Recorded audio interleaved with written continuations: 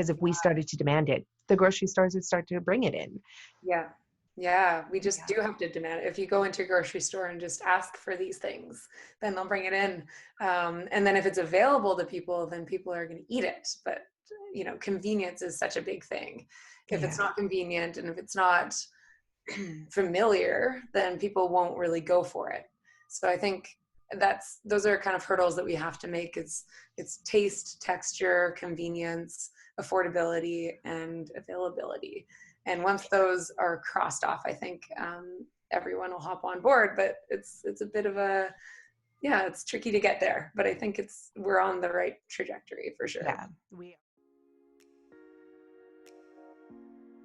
Okay, welcome back everybody to the Eat Real to Heal podcast. I am your host, Nicolette Richer, and I love this podcast because I get to interview some of the most remarkable people in the food as medicine, regenerative medicine, plant-based, whole food world.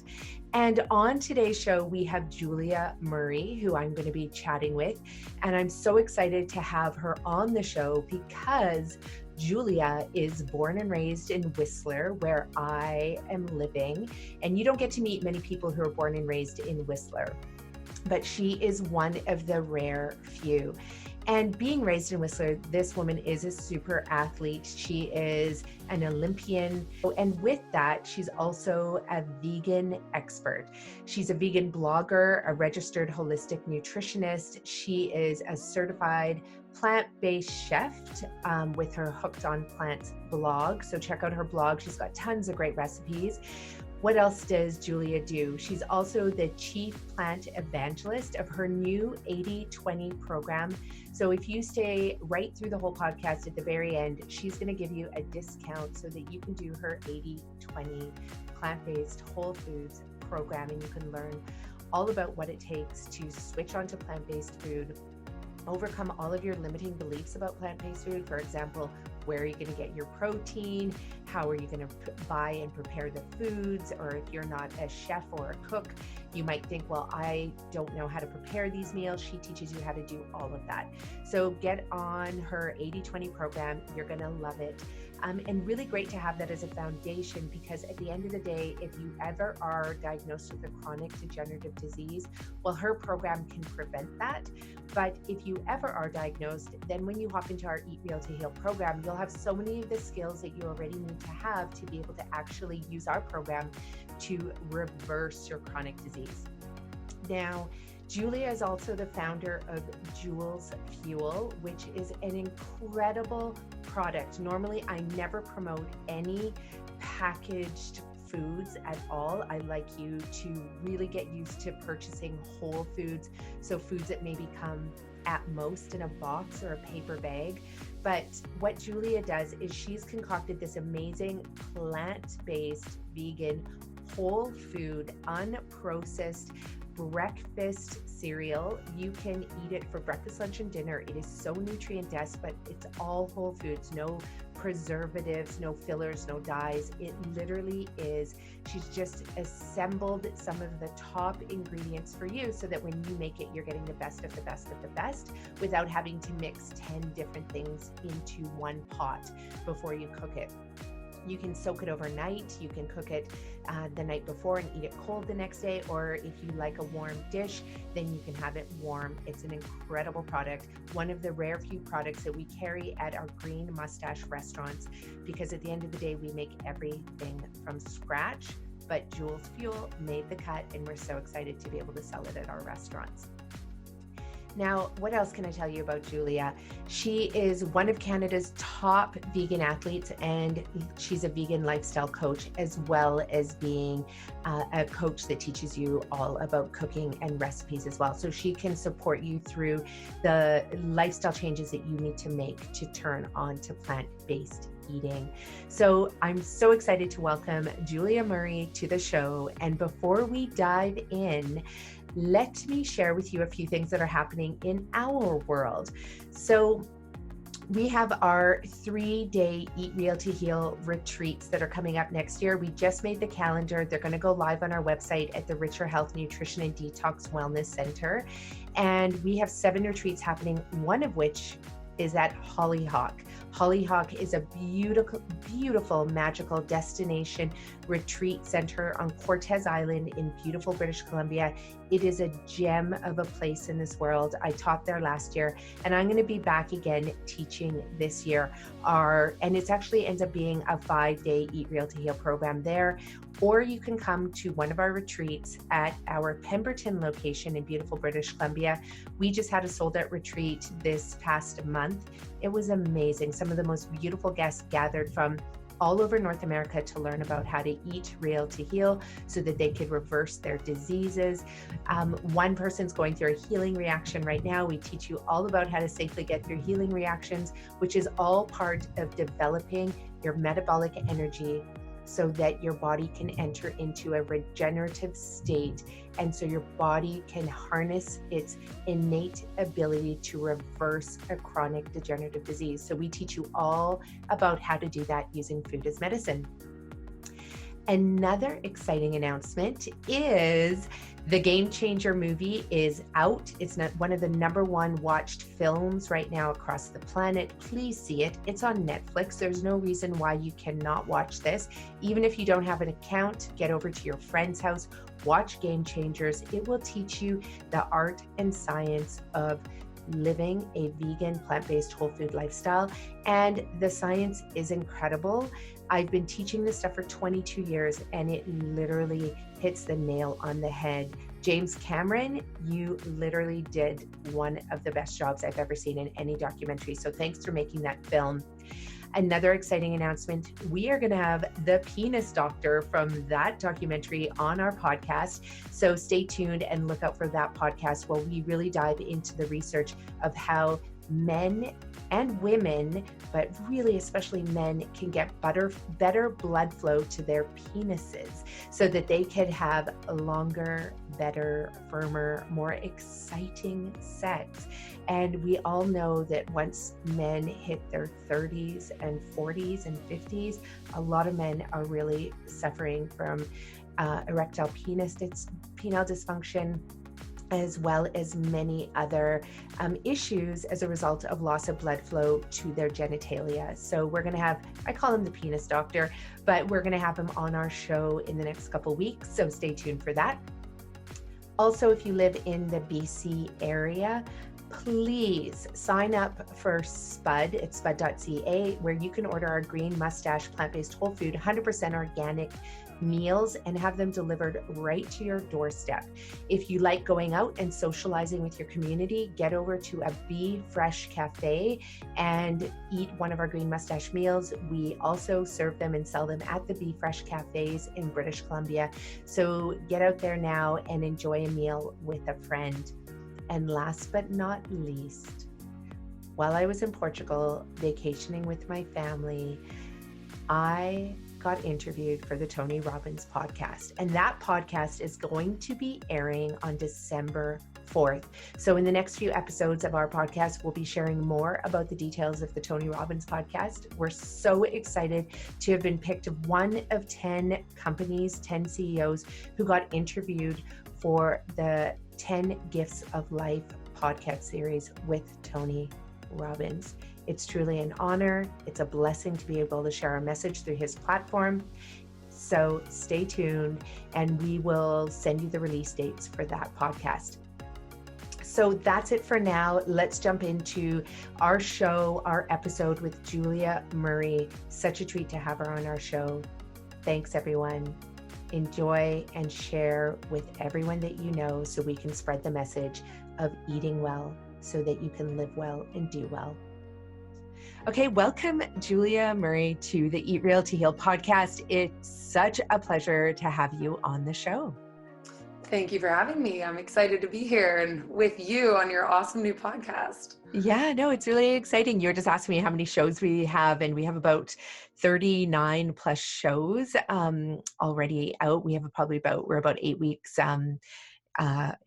with producing more shows. So that's going to be good. So yours is going to be coming out probably, I would say October, beginning of October. But so excited for that to come out because we get to announce your new program that you are launching. But before we dive into that, for the world out there who's listening, Julia is an incredible athlete. She is an incredible human being as well, because post athletic career, you are now giving to the world in incredible ways with all of your plant-based knowledge. So why don't you tell us about the program that is coming out? Sure. Yeah, well, I mainly have just gone plant-based over the last 4 years. And I was just so inspired by all of this kind of newfound knowledge that I didn't even know was there before. And so this program that we've created now is something that I really wish I had then, because I was kind of lost in the dark when I knew I wanted to do this, but I didn't know where to start. I didn't know how to make that transition. So 80-20 plants is what it's called. And it's all about eating 80% whole food plant-based and 20% indulgent food plant-based. And then 100% plant-based is the goal, but we're going to help people with coaching and a community and meal plans and recipes, and also for me to be there with everybody and through video lessons and everything. So it's like a whole meal deal. And I really wish I had something like this, because I'm sure just like you, it's like, where do you start when you find all this stuff that you probably, it's like we all deserve to know this. We all deserve to know that the plant-based diet is the healthiest diet out there for increasing your energy, and for me as an athlete, my recovery, and preventing chronic disease and helping with longevity. But it's not out there. It's beginning to be. But when I found that out, I was just like mind blown. But we can get more into my story in a little bit if you want, because there's a lot of pillars there. I definitely want to dive into the history as well, because of the fact that, you say you've been doing this for 4 years and you didn't know about this before. And, I was a former athlete playing tennis. You are, a former athlete in so many ways, from being an Olympic athlete, World Cup champion, from, being with the Canadian national ski cross team. The list is so long. But what were you eating? Like, were your coaches at the time when you were training hard and skiing hard and biking hard, like what were they, suggesting that you eat? Or did they even play a role around in your diet, in your nutrition? Yeah, that's a good question, because really there wasn't much in the nutrition side of things when we were it was the inaugural ski cross team for the World Cup tour. So I was one of 4 women and 4 guys to be the very first World Cup, the Canadian national team members for ski cross, because it was so new and it was just going to be in the Olympics in 2010 for the first time. So this was 2007. We formed this team, and it really was low budget, and it was kind of just like, okay, let's figure out a team that can get to the Olympics at our hometown Olympics in Vancouver 2010, and we have 5 years to do it. So, it was sooner than that. Sorry, my years are getting off. So yeah, 2005, 2006, there we go. So we didn't have all the support that a lot of other teams did, and we really didn't talk about nutrition much at all. Maybe we had one nutrition talk throughout my whole time on the team. And to me right now, knowing what I know now, that's just totally mind-blowing, because it just affects you so much, not only, brain fog and energy, but also for recovery as an athlete and all the injuries that were happening with ski cross. The sport of ski cross is 4 people going down a course at the same time with jumps and rollers and bank corners, and there's crashes and passing, and it's really fun, but it's definitely there's some carnage too. So yeah, to have no nutrition knowledge really going through that was pretty crazy when I think about it now. But so after that, I became a nutritionist after I retired from ski cross, and now I know that I really should have been on plant-based diet that whole time. And which school did you go to study nutrition? So I went to Canadian School of Natural Nutrition. Right. Yep, became a holistic nutritionist. And that's really where I was opened up to this whole world of plant-based eating. And I just realized that all these arrows were pointing to plant-based eating as the answer for so many things. And I didn't know any of this before. So that's really where it got me really interested in researching the other sides of veganism and plant-based living, was the health aspect. So I know that a lot of people are pulled from different ways. There's the animals, the environment, and health. And for me, it was the health aspect that really pulled me in. But now I'd say environmental is a huge part, and the animals are really where that's where I'm going to stay plant-based no matter what. It's for the animals. So it's interesting because a lot of people come from different ways, but if you do it for one reason, then you're going to help all the other reasons. So it's like a win-win. Yeah, it's all interconnected. When we talk about our food, like anytime you put, whether it's packaged, processed, refined food, the minute you're purchasing those products, you are affecting the environment in huge ways, right? Like with all the packaging and the synthetic chemicals and everything. And then, if you're a meat eater, I mean, for anybody out there who hasn't seen, the classic Forks Over Knives, that's a great introductory documentary. If you want to understand the relationship between your food, especially if you're a meat eater, and the environment. When we talk about climate change, I mean, it has one of the biggest impacts and biggest contributors to climate change is meat production. Exactly. So there's another angle that I think is going to come out though. So we have, a lot of people are vegan and plant-based whole food for animal reasons, like you said, for health reasons, and then of course for environmental reasons. But when Game Changers, the document or the movie comes out, which I got to see last year, which I was so excited. Oh, lucky you. Yeah, super lucky me. I had to travel to, I think it was Washington, D.C. or California, one of the conferences I went to be able to see it, but it was so worth it. But I know for athletes out there, when they see that documentary, they are going to become plant-based whole food eaters, vegan eaters, purely for performance. Like it is the ultimate body hack. And I hate to use that word, but it really is. It makes you so efficient as well. And it would have been so interesting, like to see you as an athlete. I mean, you're still an athlete and you're always going to be an athlete, but at the time when you were performing at the hardest and most intense time, to see what that could have done for your racing as well. And then for your knee injuries, because you had a couple knee injuries as well, didn't you? Yeah, exactly. Yeah. Oh, the Game Changers. I can't wait to see that. And I guess by the time this podcast is out, everyone will be able to see it. Exactly. I just heard that we're in Whistler, BC, and the local cinema is going to play it on September 16th. So we'll be watching that for sure. And I'm so excited. I think that's going to, especially in Whistler, in a really highly active community, I think that's going to change a lot of people's minds about eating plants for protein and kind of busting that whole protein myth. Yeah. So I think it's going to be amazing to have that in our back pocket, to be like, you have to go watch this. And I think a lot of athletes in Whistler are going to go more plant-based. I know there are some already, mainly doing it for the environmental reasons. Like I know Stan Ray is doing meatless during the week, and I know Ian McIntosh is really into it too. So there's definitely some athletes that are doing it because our glaciers are receding and they see that. But to do it for health, I don't think they completely understand or really trust yet. So I think that's going to be a huge game changer to have out there. Yeah.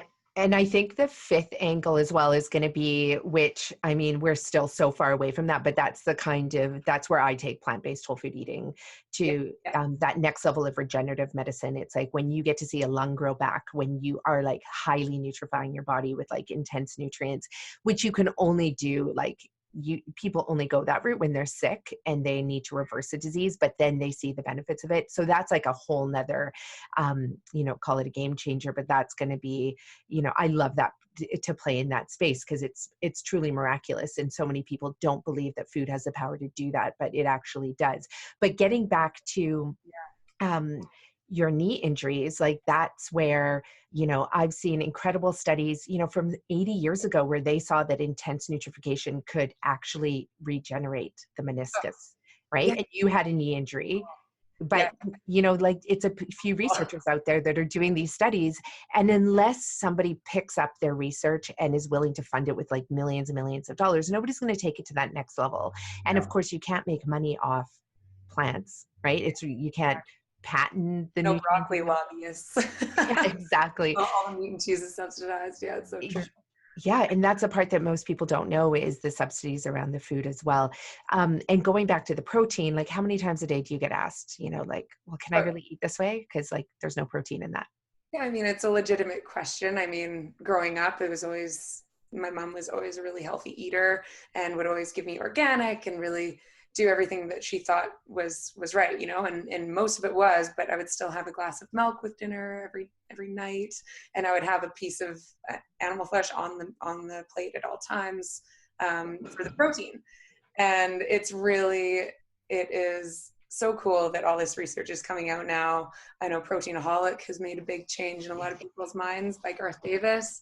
And it really isn't an issue. It's something that we just have to eat a variety of foods, and a variety of plant-based foods, and you're going to be getting all of the essential amino acids, and your body knows what to do with those. So it doesn't matter if you eat beans and rice at the same time to create a complete protein. It's just if you eat a variety of plant-based foods throughout the whole week, you're going to be getting more than enough protein and enough amino acids to pool into your body to create energy and everything that you need from protein. So, I think people are starting to realize that protein doesn't need to come from an animal, and it's pretty cool to see. And the whole regenerative thing, I think, is so amazing because your body is such a machine when it comes to regeneration. I mean, when I went through my knee injuries, I had ACL twice. One of them was right before the Olympics. I blew my knee completely, plus meniscus damage. It was a bucket handle tear. So I had to, 2 weeks before the Olympics, get a scope done and get a piece of my meniscus removed. And then everything was just, intensified because I was trying to make the start gate and I was a medal contender. And so I was doing, 4 hours in the gym, rehabbing, 3 hours of icing and compression. I had to move to the city to live beside my physiotherapist. And it was just like a crazy time in my life. But I got to the start gate after cortisone shots and knee draining and, drugs, lots of prescriptions. It was just like anything possible to get me to the start gate, and we would do it. And I was fine with it because that was my dream. And it was something that I was willing to do, whatever they told me, So I ended up 12th. I ended up doing 2 rounds that day and landed off of a jump and bent my knee like further than I had bent it since the crash. It was painful, but it was like my adrenaline was going and my hometown crowd was there. So it was an amazing experience at the same time. And then the next year I came back after my rehab from my full reconstruction, and blew my knee again at X Games. I went off the last jump, landed on the finish line, blew my ACL again, and tibial bone damage with 2 centimeters squared of bone on bone. So that's where this whole regenerative thing it's pretty cool because I had microfracture surgery after that. Back up for 1 week. I competed on that knee at World Championships and came. How did you do that? Like, I know it's adrenaline and I know it's that will and that drive, but like that is major, like knee damage. Yeah. Well, they didn't see that it was completely blown, my ACL, right after the X Games.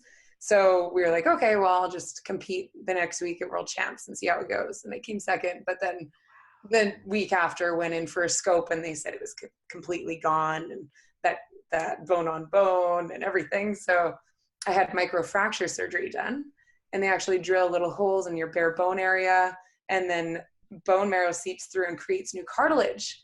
That's so cool. It's so cool, but weird. So I had to sleep with this continuous passive motion machine for 3 weeks that would just bend and straighten my leg while I was sleeping, and 2 months non-weight bearing. And then, now after I retired after that, because I thought I didn't want to put my knee through anything else like that. And I know that there's a lot more to life than being a professional athlete, which I'm still an athlete, but that's when I got into the whole nutrition thing. And now I definitely credit the plant-based diet to not having the incredible inflammation that a lot of people have. Because I know a lot of people with knee injuries and have had surgery, and they're always inflamed. And I run almost every day. If not, I'm biking. I'm using my knee a lot. and it's not inflamed. So I definitely credit the plant-based diet to that. That's amazing. And, my mom, she's 60, I think she's 66 now. And I might have told the story on the podcast prior to, but I'll share it with you. So my mom has had like arthritic knees for 20 years. Like the number one thing my mom would say when we'd get on the phone, "How are you, Mom?" And she's like, "Oh, my knees really ache." And my mom, like, she will like sort of charge through it. Like she'll race around with the grandkids and she'll go for hikes with us and she'll do that. But she's always had these inflamed knees that are so painful and they keep her up at night. So the doctor finally said, you have bone on bone. Mm-hmm. Cartilage is gone. You need to go get knee surgery. And this was last summer. And so my mom said, yeah, I'm going to go get the knee surgery. It's been years of this. Finally, a doctor's like put her through and scheduled her for it.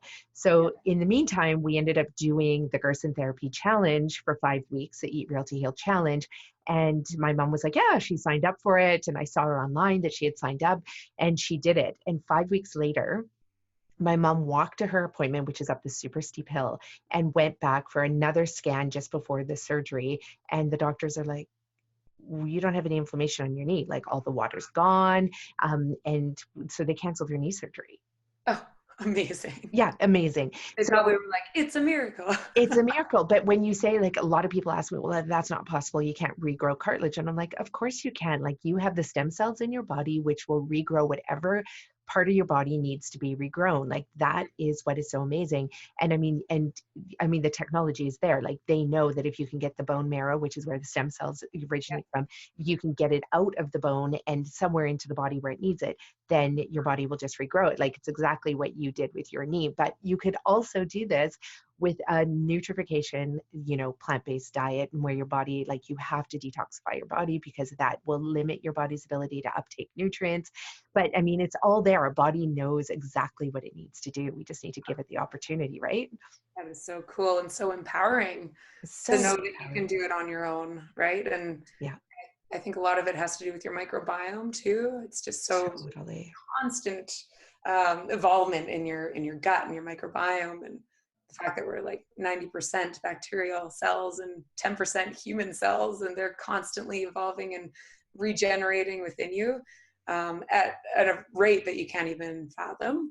And that's like the center of everything. So yeah, I think the whole gut microbiome science is just mind-blowing to me. I think it's so cool. Yeah, and we're just at the very beginning of it. And so when you were at school, did they teach you much about the microbiome when you were at the... No, not too much, actually. I just kind of got more into it the more I read up into the plant-based lifestyle and listened to a bunch of podcasts. And one guy I follow, the Gut Health MD. Yeah. Dr. B on Instagram. He's always got lots of good stuff. So those of you listening, definitely follow him and go into the deep end and figure out what the gut microbiome does for you, because it's great for your immunity and your energy. Even mood disorders and anxiety and depression all starts in the gut. So if you're killing strains with antibiotics or even meat and dairy, and if you're doing all this damage to your gut, you're going to start craving all of the wrong things, and then your bacteria really do rule your cravings, and they kind of in a way rule your entire health of your body. So yeah, if you need anything from this podcast, it's like the diversity of plants that you eat is really the precursor of a healthy gut microbiome. So just keep eating a variety of plant foods and it'll help you so many ways. Yeah, no, it's such a great point to bring up, because it's, we're just at the very forefront of this. This is really just science that within the last 5 to 10 years, scientists are really picking up on. They're starting to understand it. It's why we're seeing so much signage all around the hospitals and doctors' office saying, don't prescribe antibiotics at the extent that we have been for the last, 50 years, because of the fact that destroys the microbiome. Yeah, it's so important for mental health as well. Like that's another huge side that, we're just going to see mental health issues rise tremendously. They're already at an all-time high.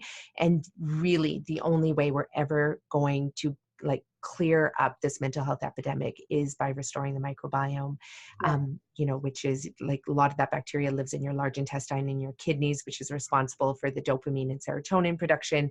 And yeah, like you said, like that is, you know, travels up to the brain, and then that's what gives you those beautiful highs. And reduces the lows. And yeah, it really does start in the microbiome, and it's why we need that plant-based fiber. So who else do you follow around the microbiome, and like what are some other things and tips that you can share with people for how they can, you know, especially if they're not currently eating a lot of plant-based foods, and we're talking about plant-based whole foods. I want to clear that up with you. Yes. Plant-based whole foods. So explain the difference for people, like the listeners out there, what we mean when we say plant-based whole foods. So whole food plant-based diet is all around unprocessed plant foods as they come in nature. So they have the package that has fiber and phytonutrients and antioxidants, and there's no saturated fat, no cholesterol, and no antibiotics or hormones. It's just whole plant foods in their natural state. And then refined plant foods are, you know, refined foods like white sugar, white flours, things that are stripped of their fiber and most of their vitamins and nutrients. And I mean, there's different areas of refined foods, but you know, white sugar and white flour most definitely are the worst.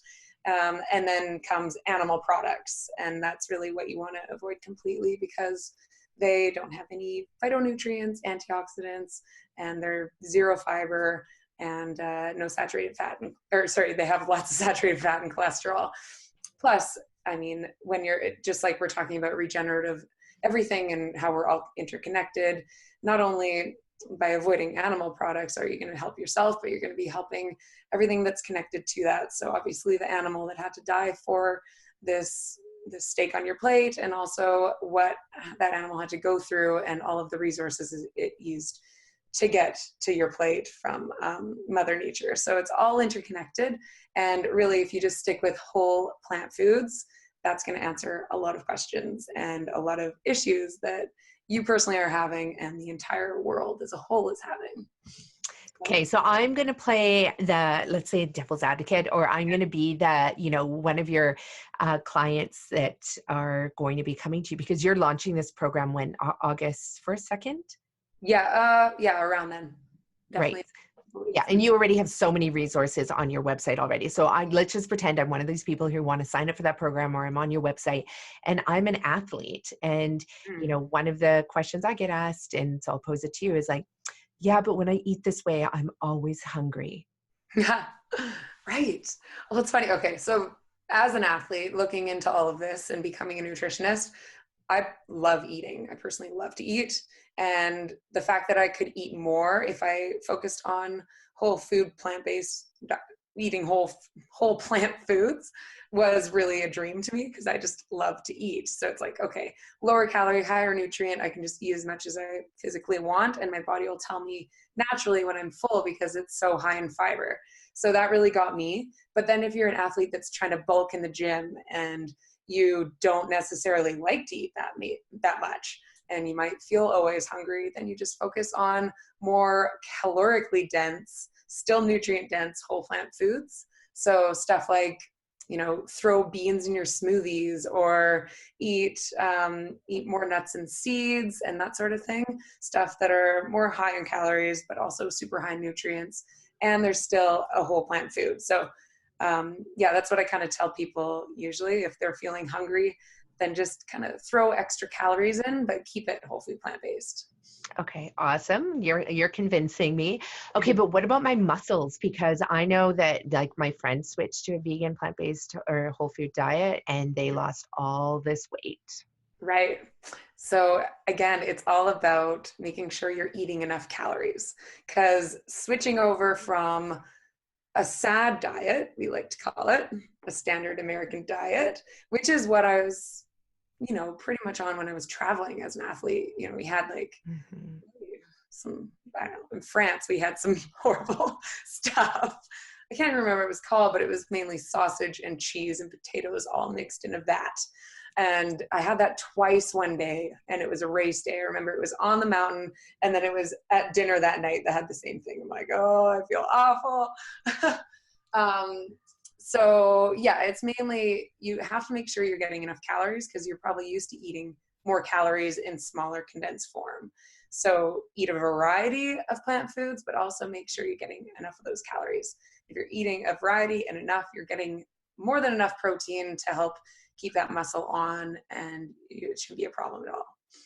Yeah. And what you're going to see in Game Changers as well is the fact that like there's these bodybuilders and weightlifters and they're like world champions, and they, they've been on a plant-based diet for years and years and years, and they still build muscle. It's like, for people who think they're going to lose their muscle mass, they're not quite understanding the science of the food, which I know is complicated, hard to understand, but it really, I mean, you can hire somebody like Juliet, and, there's so many, nutritional athletes who are nutritionists, who are trainers and coaches who can coach you through that. And it really is simple, because if you look at a basic chart, you can see when people are concerned about the protein, you can see that, a cupful or even half a cup of chickpeas has more protein and more essential nutrients than, a huge, massive steak, for example, which is going to then bog you down. So talking about bogging down, here's me playing devil's advocate again, and I'm an athlete who wants to switch to a plant-based diet, and I give it a shot. And of course the comment is, yeah, but I just feel so tired.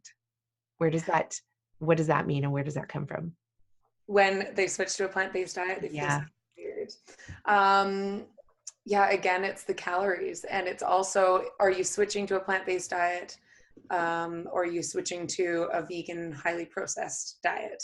So there's a lot of people that I know that switch to a vegan lifestyle, but they just switch everything from what they were eating to a vegan version. And I think that these things have their place. I think that they're changing the world.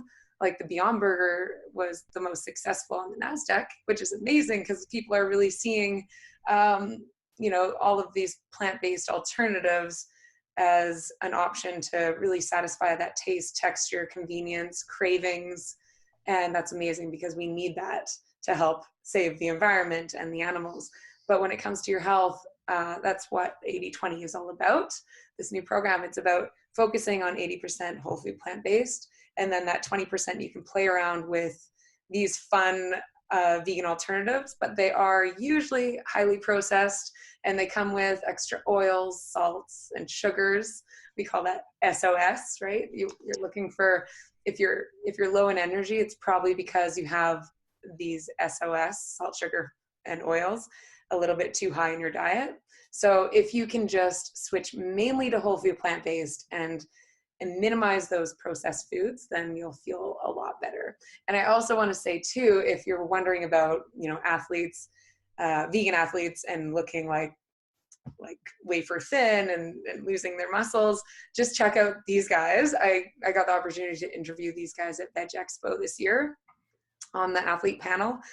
Doms Thompson, and maybe you can leave this in the notes. I will, yeah. Doms Thompson, Tori Washington, who's a professional bodybuilder, and he's been vegan he's been vegetarian his whole life, vegan since 98, and he's definitely not lacking protein. He's huge. Yes, and Badass Vegan is a good one too. Johnny Juicer, he's another good one to go off of. He mainly is a raw foodie, and he's got muscles too. So it's all very doable, and once you switch over, you'll kind of figure it out as you go. For me, it took about a year to transition because I was just learning about it on my own because no one else in my life was doing it. And I found out about all of these things. I watched Cowspiracy, I watched Forks Over Knives, I watched Earthlings, which is what really got me connected to the animal side. And immediately I was like, okay, I got to do this. And I just have to figure out how to work it in our life. And then, man, I could just talk forever. Can I? I love it. Long. That's why we do long form. It's so you can talk forever and share as much information in one good shot. It's the one idea leads to another. But my husband, Davey, he wasn't into it in the beginning. So I would cook meat for him still, and then do my plant-based dinner. And eventually we started transitioning him to the plant-based versions of things, and then naturally into the whole food plant-based version of that. So it's like a long process, and baby steps, and you don't have to be perfect. But eventually you'll get there, and you don't have to worry about protein. Oh, Chronometer too is a really good one to punch in everything in your day if you're really worried about anything. And it shows you everything from micronutrients and proteins and amino acids. So you can just punch in a normal day of your eating, and you can see, most likely, if you're eating a standard American diet, you won't be hitting all of those levels that you have to be hitting. But when you switch over to plant-based and you want to make sure, you can just punch in everything there and you'll get a lot of answers. Yeah. What is that one? The website? Chronometer. So CRONO meter.com. Yeah. Awesome. We'll put that in the notes as well. That's perfect. Yeah, that's one of the things is that, we have everybody who's really focused on, and they're focused on this because it's been perpetuated through the medical community and the dietitians community for a long time, but everybody's focused on macronutrients, right? So how much protein, how much carbohydrates, and how much sugar are you getting basically, or, fats are you getting? And, protein, carbohydrates, and fats. Yeah. And so everybody wants to focus on those macronutrients, but then they forget there's like 82 plus, but probably hundreds of micronutrients things that we haven't even measured yet. Like, for example, if you have an apple and you try and dissect it to all its separate, molecules and chemicals, you're never going to be able to put that apple back. So what is the stuff that actually truly holds the apple together that we haven't even been able to measure yet? But, within that apple, there's, 80 to, 120 different chemicals and nutrients that we can measure. And so nobody really seems to care about those. They really just care about protein, fat and carbohydrates. And most people are so afraid of carbohydrates that it's crazy. So let's talk about carbohydrates a bit. Yeah. And it is crazy that it's just in those 3 macronutrients, because carbohydrates really should be into 2 separate, what do you call it? It should be categories. Thank you. Categories. 2 separate categories, because it's refined carbohydrates and it's whole food carbohydrates. And refined carbohydrates work completely differently in your body. Your body doesn't know what to do with a refined carbohydrate because, again, it's stripped from its fiber and its vitamins and minerals and phytonutrients. And with whole food carbohydrates, they're the most health-giving foods in the whole world. I mean, the Blue Zones by Dan Buettner. Love the Blue Zones. Yeah, love Dan. So he went around to places all over the world and checked out all these places that have the longest living peoples. And, the Okinawans lived mainly on sweet potatoes, was 70% of their diet. And that's a whole food carbohydrate. And it's super delicious and packed with everything that you need to live and be energized with. So it's really kind of sad that people are afraid of carbohydrates, because they are life-giving and energizing and not something to be afraid of. And when we talk about carbohydrates, it's fruits, vegetables, legumes, and nuts and seeds are more in the fat category, but there's still a whole food plant-based way of going. And it's not, and potatoes and oats, oats are so amazing and so energizing. So don't focus on just carbohydrates as a whole, because cookies and cakes and things like that are not the same as whole. Mm-hmm. That's a really great point, because of the fact that especially with the whole gluten-free shift. I remember years ago when I first saw the first gluten-free book, and I was like, this is not going to go well in our society, because it gives people permission to just remove the gluten, which is actually very nutritious for people who can eat it, but to remove the gluten from the wheat and then just pack the products full of sugar and refined oils and refined salt, and then to make it palatable. Like it's quite, the minute I taste a gluten-free product, I'm usually like, gag, get it away from me. I can tell it's gluten-free because of the fact that, number one, it's so sweet because it has all the sugars in it. And it's so processed. It tastes so fake. And that's not adding nutrients. And we are living in a society where we're lacking nutrients. And so, yeah, distinguishing between refined carbohydrates and whole food carbohydrates, it's so important, people. And I know for myself, like potatoes are a huge part of the metabolic nutritional therapy that I teach my clients who have chronic disease. And when I tell them, you get to eat potatoes twice a day in your soups, baked potatoes in whatever dishes you want, eat as many potatoes. And they're like, what? And so many people have been like going potato free for years. And I'm like, why? Like you are missing out on one of the the best vegetables on the planet. Well, that's a funny thing too. People see potatoes as fries, and they see pizza as a carb, and they see things as carbs that really are just loaded with oils and fat, and that's mainly the problem there. So it's not the potato, it's the oil and the preservatives around it when you're eating the fry from McDonald's. And it's not that pizza's a carbohydrate. It's mainly covered in cheese, which is 70% fat and packed with hormones and addictive. And so pizza is not a carb. It's more on the fat realm, but people see it as like, oh, I ate too many carbs, or the pasta that was loaded with, cheesy, creamy sauce. And they see that as a carb, but really it's the cheese that's really the bad.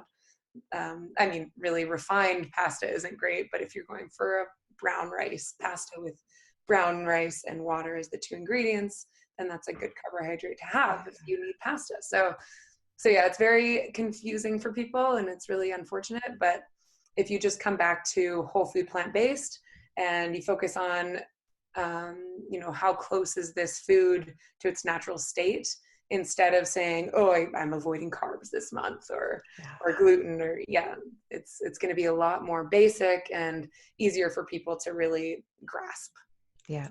Yeah, definitely. And one of the things that I love, and I'm sure you see this all the time as well, that when you have clients that, have weight to lose, so they've been overweight for a long time, they can't figure out how to lose the weight, they try and exercise the weight away and it doesn't work, and they're still carrying the extra, 10, 20, 50, 100, 200 pounds. Like Josh Lajani, we just had him on our podcast and he lost 200 pounds. Like it's crazy. Wow. 200 pounds. Imagine the feeling of that. Oh, that's like removing a human and a half. Like, it's crazy. And so I get that all the time with my clients. And this is where it really debunks the whole caloric myth, because when you eat whole foods, that includes the potatoes and the yams and the beans and the high carb foods like whole food carbs, you still lose weight. You can't keep this excess weight on when you're eating clean, real food. And with the therapy I teach my clients, when they're doing the full therapy, when they have stage 4 cancer, they consume 6,600 calories a day. Oh, wow. I know. But that's because they're consuming 23 pounds of organic fruits and vegetables in a day, but 17 pounds of that is juiced because they need those extra nutrients. We're going after like IV in your vein nutrients. Yeah. And so they're still consuming 7 pounds of, whole foods, and a lot of that is carbohydrates, but then they lose weight. So it's not about calories and it's not about carbohydrates, right? And you also don't exercise when you do this there, because we need to conserve your energy for cellular regeneration, not give it away to exercising. And so even with that, they lose weight when they have weight to lose. But on the same therapy for somebody who's underweight and they do it, they gain weight. It's like it just balances everything out. Yes, your body it's so knows awesome. what to do with it. Yeah, exactly. That's what I love about eating this way. So let's talk about your mom, because I love your mom and she's amazing. That's so great. And she, I love how she's so passionate about food as well. And how has that been in your family? Like, who was, like 4 years ago when you were first learning about plant-based whole food eating or whole food plant-based eating, how was that with your mom? Because I know she was definitely all for organic. I love having the conversations with her at our potlucks. But, has there been any struggles, or has it just been like you two are two peas in a pod? Like, how's that been? Because I know it's really tough for people when they're making the change. Yeah, like family and friends is probably the hardest people to transition over to a plant-based diet. And you really can't push. I'm realizing No. that the last thing that you want to do is make them feel bad about their decisions they're making and push them into something that you've just become really passionate about. Even though you can be extremely passionate, it's not like they're going to hop on the bandwagon right away. Usually, but my mom, on the other hand, was so into it. And anything that I would watch or read, I would just send over to her. And she's all about longevity and being able to do all the sports that she's doing now for as long as possible with me, which is very cool. She's just learning how to kiteboard because and she's, she used to be a freestyle skier and now is an avid skier and mountain bikes and everything. She's an incredible athlete and a very big inspiration to me. But now she is completely plant-based as well, which is really cool. And she pretty much, the same amount of time that it took for me, it took her too. So, I would watch Cowspiracy and I would tell her to watch it, and I would watch another documentary like Forks Over Knives, and we'd watch it together, and she's just totally into it. And I think I'm really lucky in that way. My stepdad too, Ray, he's on board. He's awesome too. I love him. Yeah. Yeah. And I think mainly for him, it's all plant-based at home. And then if somebody's feeding him food at their house and they just cooked a meal for them, he doesn't say, I'm not going to eat that. So that's a tricky thing right there I think a lot of people go through that as well. It's a social, Totally. The social thing is the main part. I actually just asked on my Instagram the other day what was the hardest part of going plant-based if you are plant-based, and the majority of people were like social situations, social awkwardness, going to other people's places for dinner, going out for dinner. So that definitely is the hardest part. With 80/20, we do a lot around that, the social aspect of going plant-based, because it's real, definitely. I think it's getting easier by the day though, because there's things like Game Changers are coming out, and if you follow plant-based news and veg news and Live Kindly, they all have amazing news flashes about what awesome things are happening in the plant-based world, and the momentum is just crazy. It's happening really, really fast, and the research is coming out, and I think it's on a good trajectory, which is kind of necessary in the state that we are in right now. But yeah, back to my mom. I think that she's amazing, and I'm so happy that she hopped on board with me, and we can go find vegan restaurants and be excited about it, and she's just into it. So I'm lucky, that's for sure.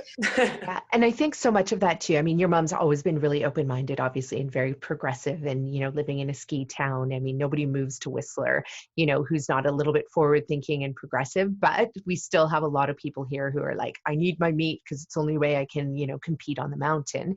So, everybody wants to assume that people in Whistler are healthy, but I mean, a lot of these Whistlerites have been my clients, and I meet with them in and we get into their homes, and I'm like, the reason I meet with them in their homes is so we can go through their cupboards together, and then we can make sure we're on the same definition of what, healthy eating is. And Right. I've yet to find, it'd probably be your home would be like one of the very few homes in Whistler that I would say we're on the same page when it comes to healthy eating. But most people, refined foods, lots of meat, lots of cheese, not very many vegetables in the cupboards of a lot of these people in Whistler. And our grocery stores reflect that up here too.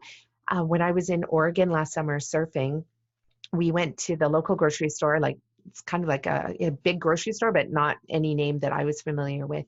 And they had 5 different types of broccoli, 8 different types of tomatoes.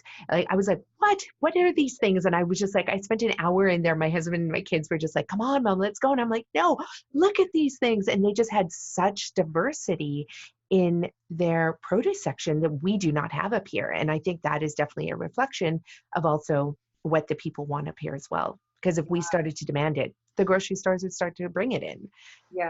Yeah, we just do have to demand it. If you go into a grocery store and just ask for these things, then they'll bring it in. And then if it's available to people, then people are going to eat it. But, convenience is such a big thing. If it's not convenient and if it's not familiar, then people won't really go for it. So I think those are kind of hurdles that we have to make. It's taste, texture, convenience, affordability, and availability. And once those are crossed off, I think everyone will hop on board. But it's a bit of a, yeah, it's tricky to get there, but I think we're on the right trajectory for sure. Yeah, we are on the right trajectory. And I think another point that you brought up is about the evolution of switching to a plant-based diet and knowing that, you didn't get there overnight. I did not get there overnight. Like when I first started, 22 years ago, I started writing my first papers on soil health of the environment and Wow. animal production and animal, husbandry and how that linked to cancer and chronic disease. And I mean, it was just my first foray. And of course, what did I do? I had to look at what I was studying and what I was researching and writing about and be like, wait a minute, is this true? And it took me a lot of years to convince myself that the scientific literature that I was reading was actually correct. Right. But then nobody else around me seemed to believe it. So then therefore I questioned it. So I didn't jump right in. And when you talk about, when you talk about that social aspect of, becoming plant-based, I also see it as a reflection of your personality. Because I know for myself, I did the same thing that your stepdad did. Like I would go to people's homes and if they cooked something that had meat in it, I'd be like, well, I don't want to offend them and I don't want to make them feel bad. But what does that say about my personality? Is that, am I a people pleaser and, versus, being really somebody who's principled and has values that, are rigid and they're not flexible. And, when you're principled, that means that you have values that you're going to say, you know what, sorry, but I just won't do it. Whereas I realized, my values were always like waffling and waving as I was trying to justify and get the science. And I was somebody who needed that science, where other people maybe who go in with that conviction that like, I'm not eating animals because it's bad for the animals and bad for the planet. And they just know it like with every cell in their being. And so it really reflected who I was and that I'm a bit of a waffler. So that took me a longer time than other people. And so not to beat yourself up over it and to know that this is it's a journey, right? I totally feel you. And I feel where he is too, because I'm a total people pleaser as well. And I'm not really extreme. And so when I found out the environmental reasons, the health reasons, and the connection that I had with the animals, after watching Earthlings, I wanted to share it with the world. And I didn't really know how, because I didn't have all the answers, but I knew that I found something that was really touching me deeply, and I had to share it somehow. So that's why I started Hooked on Plants, and I started writing. I just wrote my Why Vegan page, and I just wrote down all of these reasons to do it and why I was doing it. So then I could have something to tell people to go to, instead of me being like, I don't know, I'm just doing it because it feels right, and my dog is the same as a pig, and it didn't seem right for me to say it out loud to people that early in the game. So that's why I started that, because I'm not really a person that goes out and yells these things from the top of a rooftop. But now that I really do have, I feel like I have a voice and a lot more knowledge and a way to speak it. I'm really excited to share it in a positive way and just get people to eat more plants, instead of telling people you're a horrible person for eating meat. I don't want to be saying that to anybody, because I was there.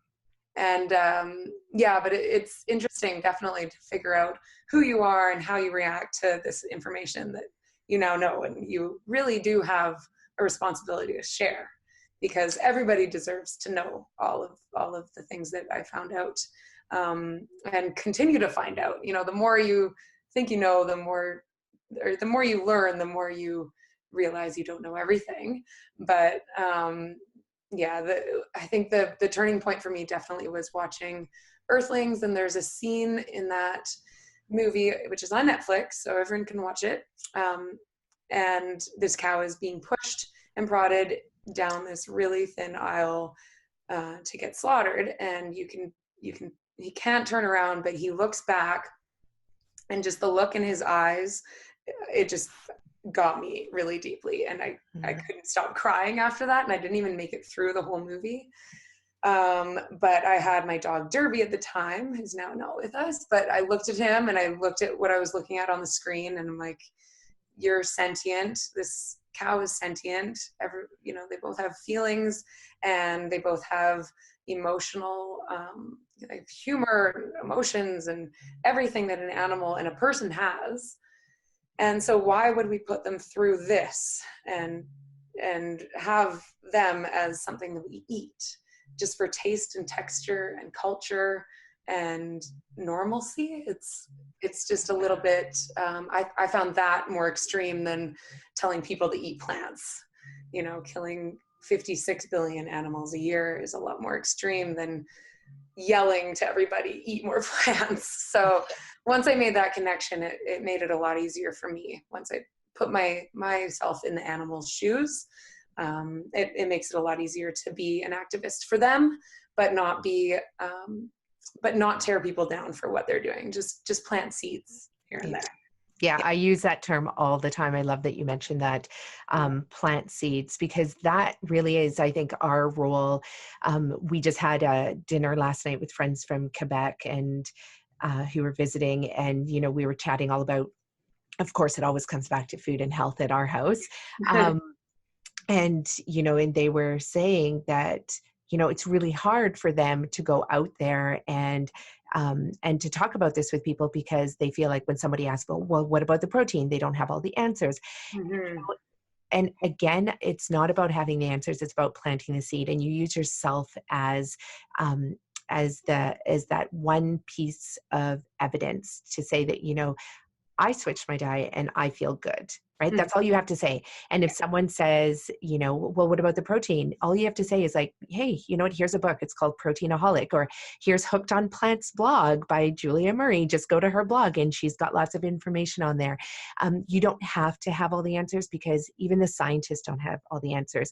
My brother is a biophysicist, and he works specifically in protein lipid creation and formation. Like, it is so specific. And when we talk about protein, it's like one little tiny protein out of all the, hundreds and hundreds of different protein that, people could be specialists in. So even the scientists aren't specialists in all areas of nutrition. You might have somebody who focuses on sodium salt and another one focuses on magnesium.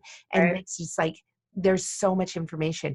And so what you do is you just plant the seed that, you know what, I'm plant-based. I decided to do it for these 3 reasons.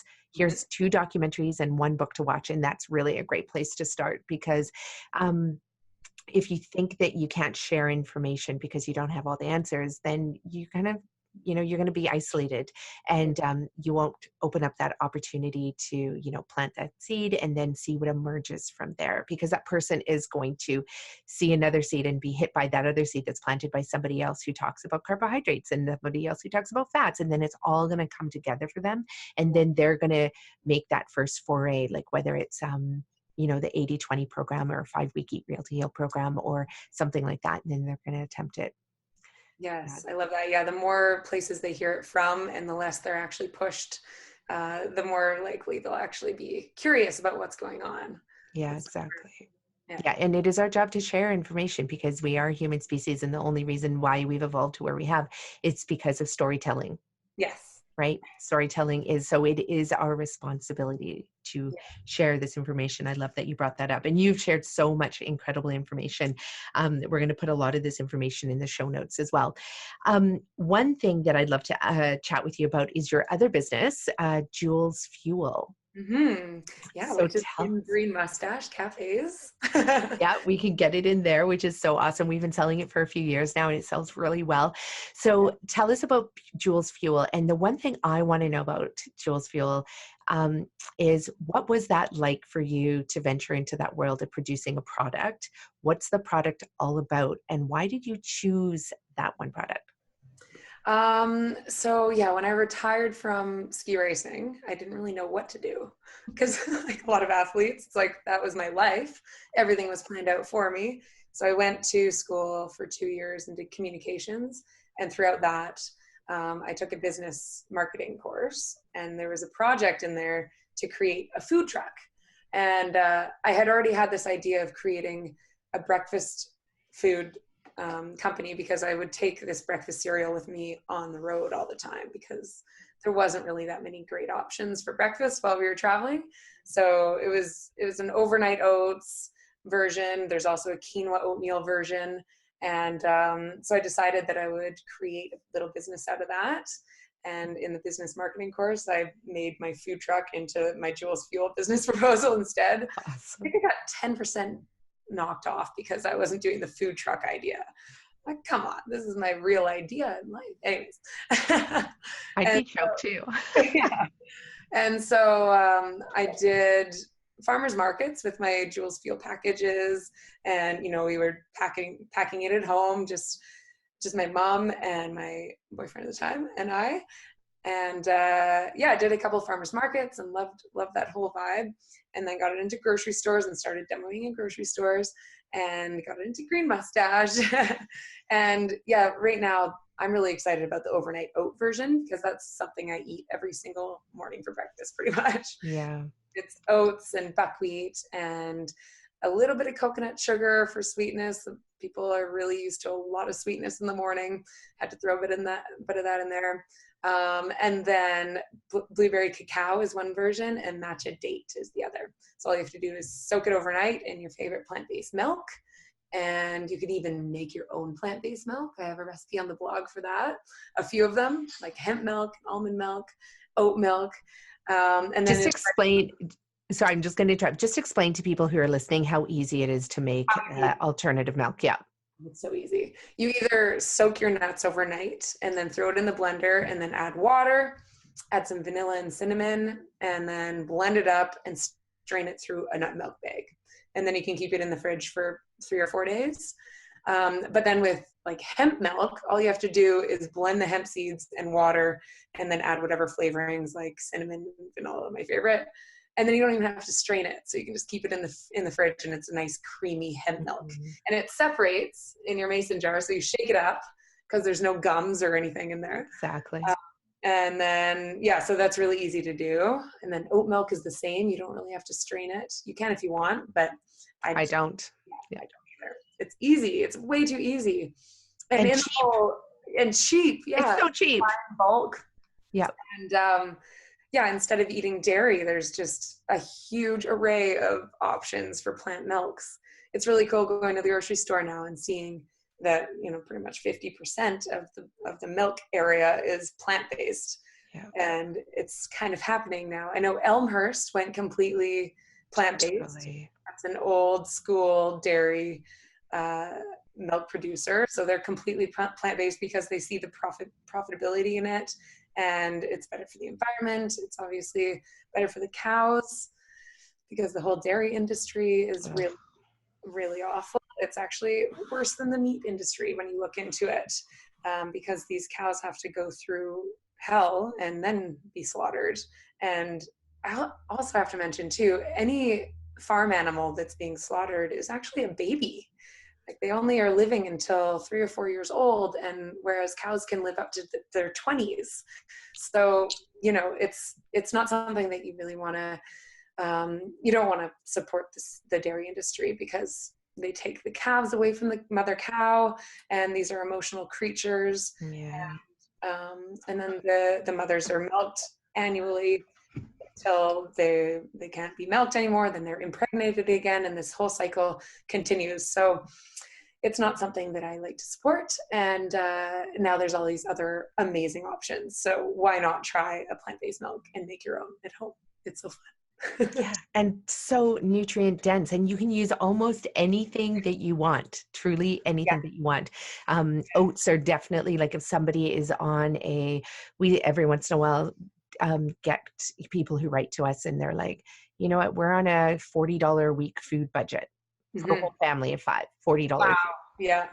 And that's the reality of it for a lot of people in North America. And, oats, you can buy a whole bag of oats, like 30 pounds or 50 pounds of oats for like $35. Yeah. Exactly. And, and you only need like, a quarter of a cup of oats for like a liter of water. And you've got, so it's literally pennies a jar. The other thing I love about it as well is that there's no packaging. Like, Yes. none of those Tetra Paks, none of the glass bottles, none, like you are making it all. It can come in a paper bag, you recycle the paper, and you literally could produce, thousands of liters of milk from like one 30-pound bag of whatever product that you're buying. No, exactly. And yeah, talk about affordability.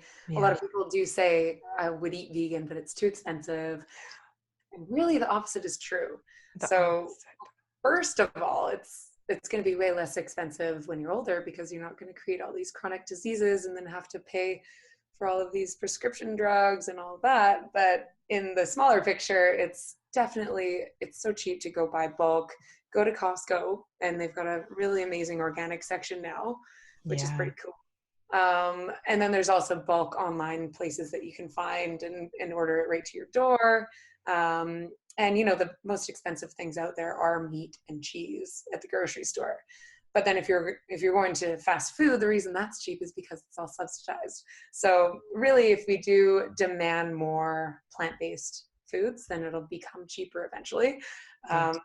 Whereas, but you can just start with your local organic farms and farmers markets and get the cheapest produce possible. You can go to your produce manager and say, I like bananas. Do you have a huge box in the back? I'll buy them from you for, at cost or whatever. See if you can work a deal with the produce manager. Wheeling and dealing in the back of the grocery store.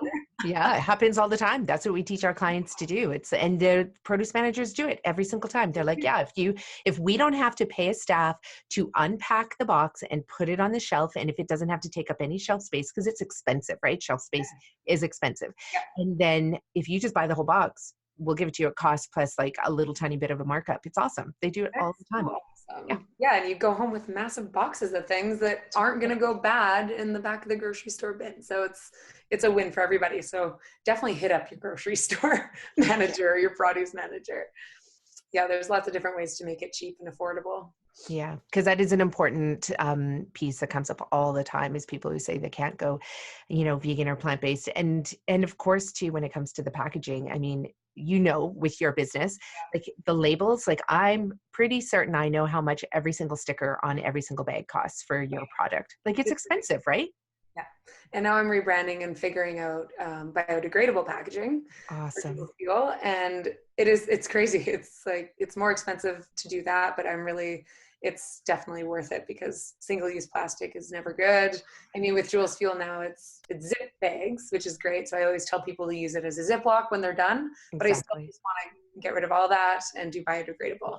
But yeah, so I'm really looking into all that right now, and it's totally mind-blowing how expensive it all is. Yeah, and that cost has to be passed on to the consumer, otherwise you'd never make it as an entrepreneur. So like the cost of the sticker on the front and the back of your packaging, because you need a nutritional label when you are packaging a product, then the cost of the bag itself, right? Like that's so expensive. So all of that, that's what you're paying for. You're not just paying for the raw product, and so for anybody, like, and I love your product because it's so easy. Like on a day when I'm like, I don't have time to assemble 10 ingredients, I can grab your product.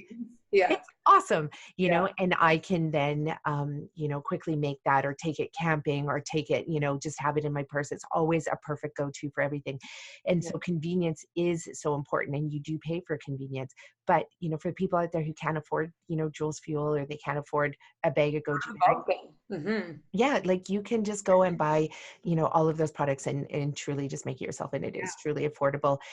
If you think that goji berries are the answer to your, health and your illness, you're incorrect there. So, like if you're somebody who's, struggling, on a $48 a week budget or whatever it is for food, go buy potatoes and carrots. Don't bother with the goji berries. Those can be your dessert or your treat. So at the end of the day, it is not expensive to eat plant-based. Yeah, I mean, that's a good point with superfoods because of course they're amazing and packed and nutrient dense and all of that. But if you are eating a standard American diet and having superfoods sprinkled in here and there, it's not really going to do that much. It might make you feel good in the moment. And sure, that's something, but when it comes to longevity and overall health, it's all about eating a whole food plant-based diet and then sprinkling it here and there with superfoods will, make it even better. But the base of hopefully plant-based is where health is going to come from. That's for sure. Exactly. Exactly. And so I understand why you started the business. Like breakfast is an important go-to meal, but is that the reason you chose breakfast versus any other? Yeah. Yeah, it was mainly because I was traveling with something very similar in Ziploc bags all the time Yeah. when I was an athlete. So, yeah, and again, I was not sure what to do really after being an athlete. So I needed to get my creative juices flowing and put them somewhere. And that's kind of where it ended up going. And it was something to do with my mom too. My mom is still super involved with every Jules Fuel decision. And it's Awesome. that brings us really close too, which is really fun. So it was a fun project. And then it was doing pretty well for a while, and I've kind of stepped back a little bit and focused a lot more on hooked on plants and 80-20 plants and a bunch of little projects here and there. But Jules Fuel's still going and it's still rolling and people are still loving it. So I'm happy about that. That's awesome. Yeah. I'm really curious because I hear about this all the time. I didn't experience it because I don't think I know I was not at the same, even close to the same level of competing that you were. But when I came home, after training 46 hours a day from Tennyson University in the States, like I was like, sell my rackets. That's it. I think I even gave them away and I stopped playing. And I was so happy to be free of just every single day, the same thing. And I love tennis, but, everything same day, in and out. And I was so excited for, I started rock climbing. I started doing all these other things, started traveling a ton. But did you go through a slump afterwards? Like after you stopped competing, what was that like to be an athlete at the Olympic and world level and then to come home and not be an athlete anymore? Yeah, that's a good question. And it's actually, we had a lot more talks about that than nutrition from the athletic side of things. So we did have talks with Olympic Excellence Series, was a program we went through, and there were a lot of people coming in as retired athletes saying, I got completely depressed after retiring. It was all that I knew and I didn't know what to do with the rest of my life. And so, yeah, it is a thing for sure. I don't think I dealt with it too much, but I would always kind of look at the next thing. So I think like for anyone out there going through a slump in life, it's like you just have to figure out what fuels your fire and what makes you excited and direct yourself in that way, even if you don't have an answer to where it might lead. Because the energy that you put into something that you're excited and passionate about, it always pays off in a positive way. So yeah, I just was trying to figure out where that direction was going to be. So that's why I went to school for communications. It's like a generic diploma that I got, and it had the similar, structure as being an athlete. So we would always have, as an athlete, you have to go to the gym for 2.5 hours here, and then go to physio, and then dinner, and everything was planned out for us. So I think schooling was good for me in that way for the 2 years after retiring.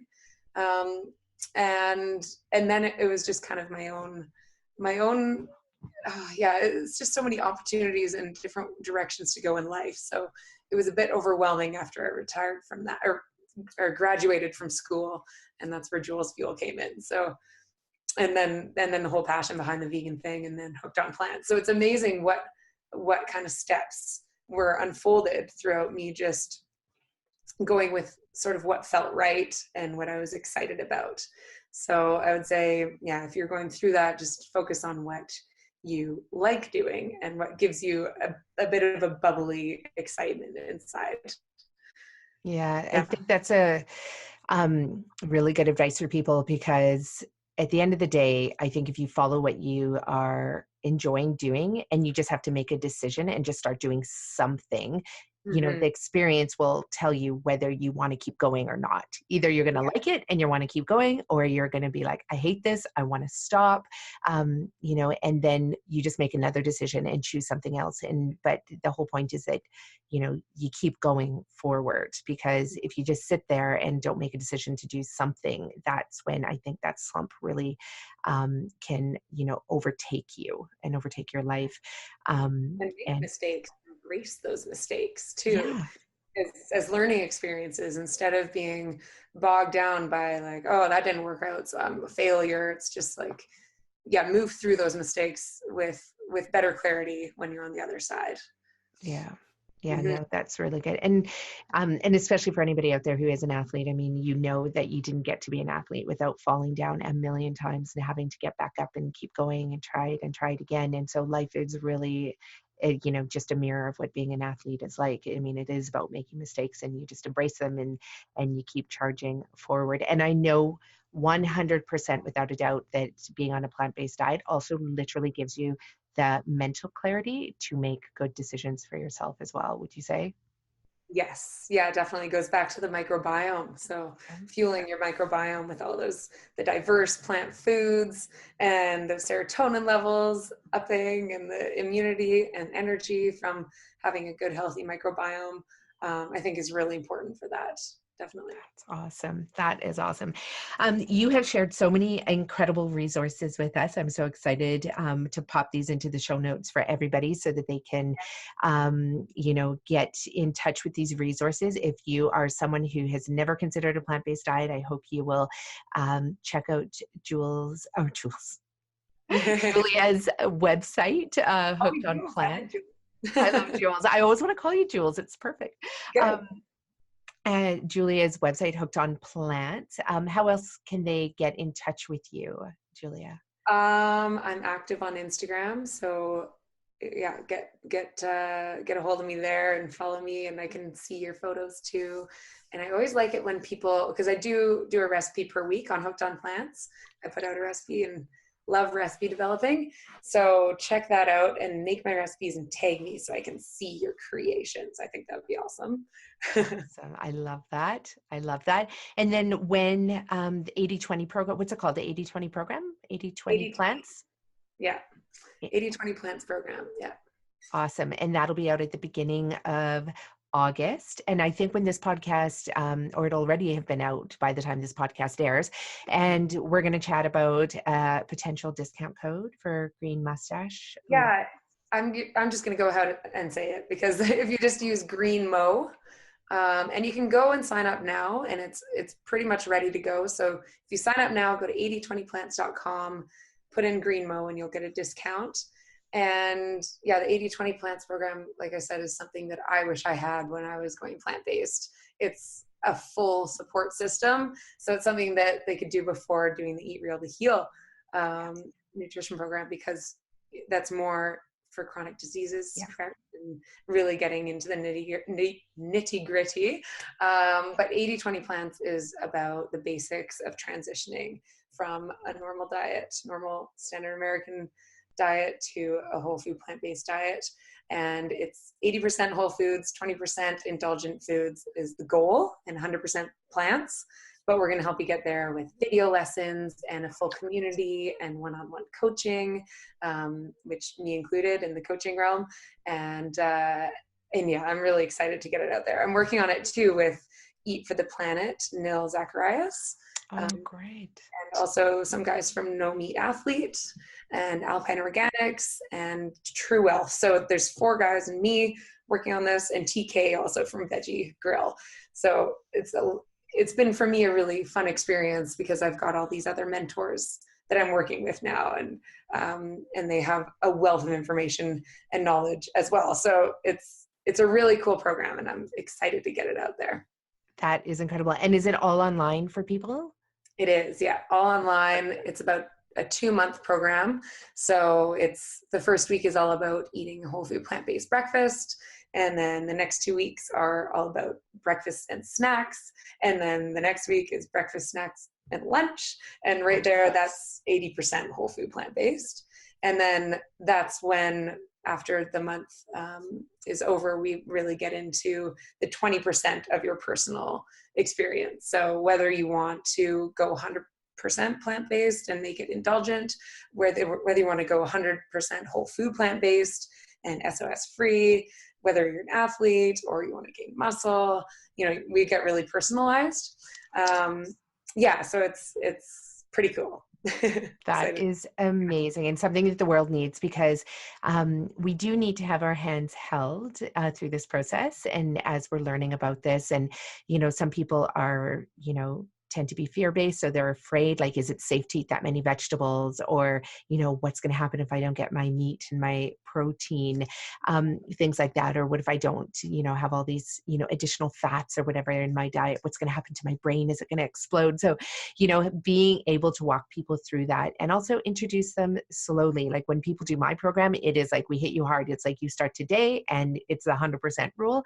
But that's because they need it. Yeah, they have a chronic disease, or they're, facing a surgery to have multiple organs taken out. And so it's, we really are talking about life and death a lot of times with my clients. Whereas, for you, it's, if your clients can do this, 80, even T. Colin Campbell says, if people are doing what you're suggesting and what you're doing with the 80-20 plant program, we can see an eradication of 80 to 97% of chronic diseases. Yes. And how amazing. How amazing. How amazing is that? And who wouldn't want that? Because one of the worst things is to see a loved one, or to have to go through it yourself, battling, type 2 diabetes and amputations and blindness and heart disease and heart attacks and stroke. And so, everybody sign up for Julia Murray's 80-20 Plants program. Please go to her website, 8020plants.com. Yep. Awesome. So excited.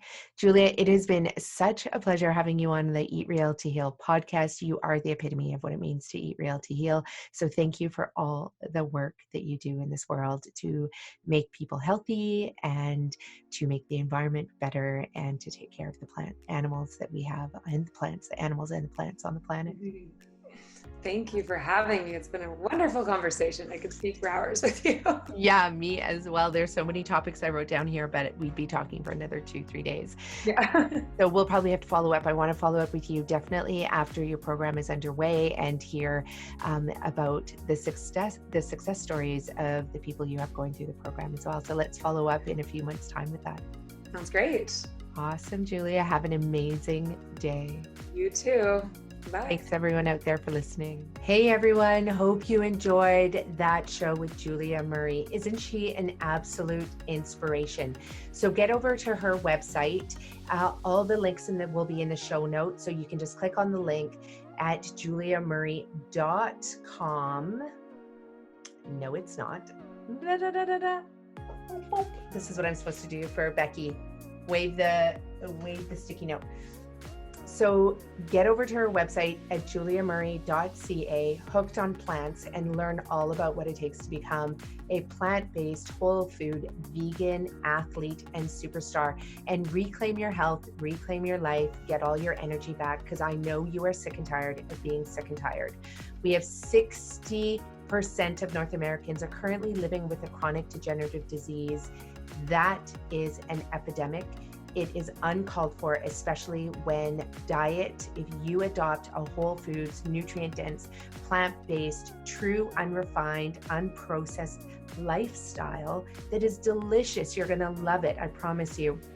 If you adopt a lifestyle like that, we can prevent up to 90 to 95% of the chronic degenerative diseases that currently affect developed countries.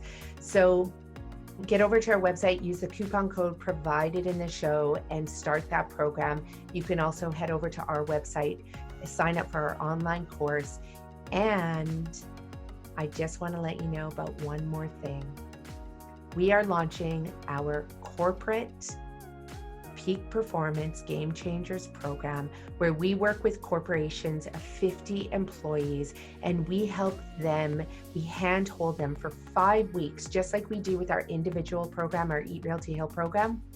We hold their hands for 5 weeks so they can learn all about using food as medicine to reclaim their health, overcome their chronic degenerative diseases, and so they can get the energy back, get their mindset back, get rid of the brain fog, and optimize their life, not only at home, but also at work, because who wouldn't want to have unlimited energy so you can accomplish all of your career dreams, whether you work for somebody or whether you run a company. So get over to our website at nicolettericher.com. The links are going to be in the show notes, and fill out our form, get on our waiting list to be one of the first corporations to work with us and do our corporate peak performance game changer program. We promise it will change your organization's life. The return on investment is over 500%. You are going to see productivity, less sick days. You're going to see peak performance out of all your employees, and not just your employees, but also yourself if you're a CEO. Since I turned on to plant-based whole food, I have been able to grow 5 companies while raising my 3 kids and having 2 dogs. And a couple times, I did almost burn myself out, but that was because I had so much energy. I was just killing it. Like, I was literally pushing myself to the max and just not getting enough sleep. So I had to do that. I had to focus on getting enough sleep. And once I did, my health was restored. But if I had not been doing that with the plant-based whole food diet, I can tell you this, I would have ended up with a chronic disease. So we have that story on one of our podcasts, but yeah, definitely get over to nicolettericher.com, fill out that form, let your HR department know that our program exists, and let them know about the benefits to your organization so we can work together to achieve our big, hairy, audacious goal, which is to help 22 million people reverse their chronic degenerative diseases.